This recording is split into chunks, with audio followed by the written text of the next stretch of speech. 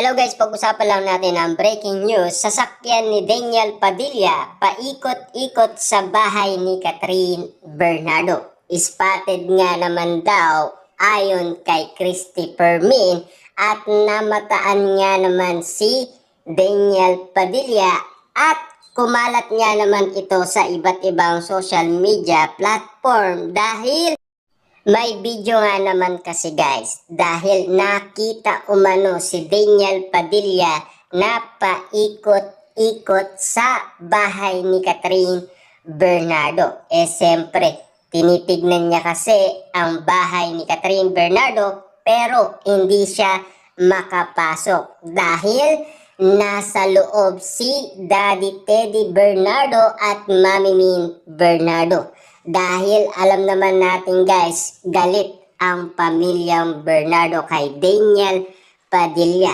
Bakit hindi niya na magawang makapasok sa loob ng bahay ni Catherine Bernardo dahil sa kanyang ginawang kasalanan? Inilantad ng veteran showbiz communist na si Christy Fermin ang nasagap niyang chika na umano'y ilang gabi na raw paikot-ikot sa subdivision kung saan nakatira si Catherine Bernardo. Ang sasakyan ni Daniel Padilla ilang gabi na raw po nitong nakaraan linggo na nakikita ang sasakyan ni Daniel Padilla na paikot-ikot sa subdivision kung saan nakatira ang mga Bernardo. Sina Catherine Bernardo saad ni Christy sa Showbiz Now na nitong January 17. Ibig sabihin lang nito guys, talagang kitang-kita na ito ay galing umano sa source ni Christy Fermin.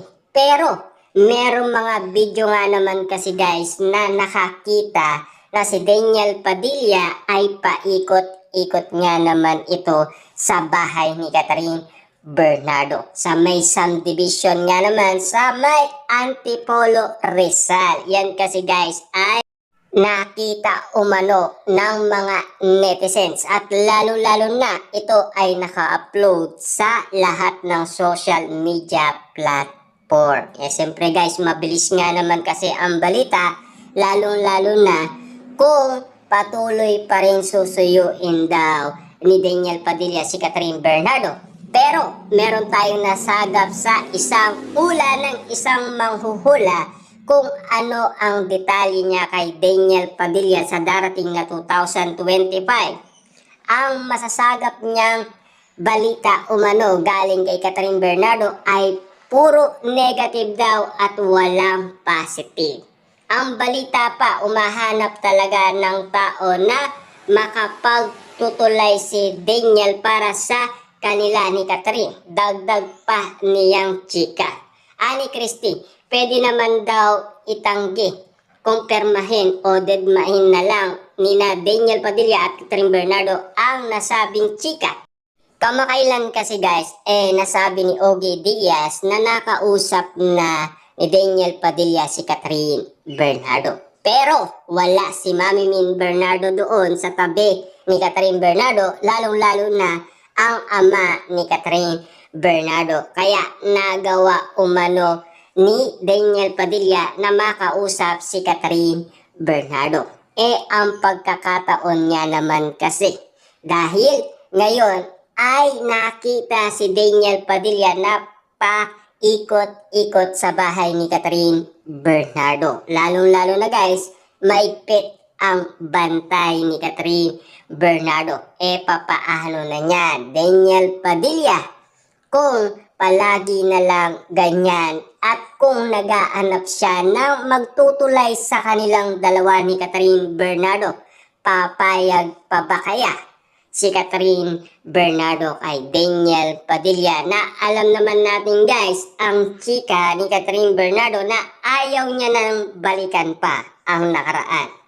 Yan kasi ang sagot niya sa lahat ng interview sa kanya. Lalong-lalo na noon, nabalitaan na itanong si Daniel Padilla kay Catherine Bernardo ni Jessica Soho at umiyak ng umiyak si Catherine Bernardo at hindi na ito isinali sa video ni Jessica Soho. Ayon sa balita, yan kasi ang nasagap nilang chika umano sa Jessica Soho. Noong tinanong nga naman kasi sina Alden Richard at Catherine Bernardo dahil sa kanilang pagpupromote, dahil sa kanilang movie na Hello, Love Again. Ayon daw sa kanyang source, nagkita at nagkausap ang mag-ex sa backstage ng ABS-CBN Christmas Special sa Araneta Coliseum last year. Kinumpirma ni Catherine at Daniel ang pagwawakas ng 11 years relationship nila noong November 30, 2023. Na alam naman natin guys, 1 year na ang nakakalipas ang kanilang iwalayan.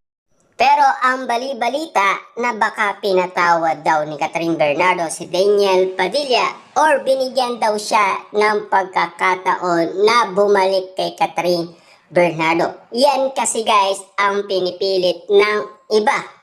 Kaso nga lang, si Catherine Bernardo ay wala pa siyang sinasabi patungkol umano sa nangyari sa Christmas special na nagkita at nagkausap silang dalawa.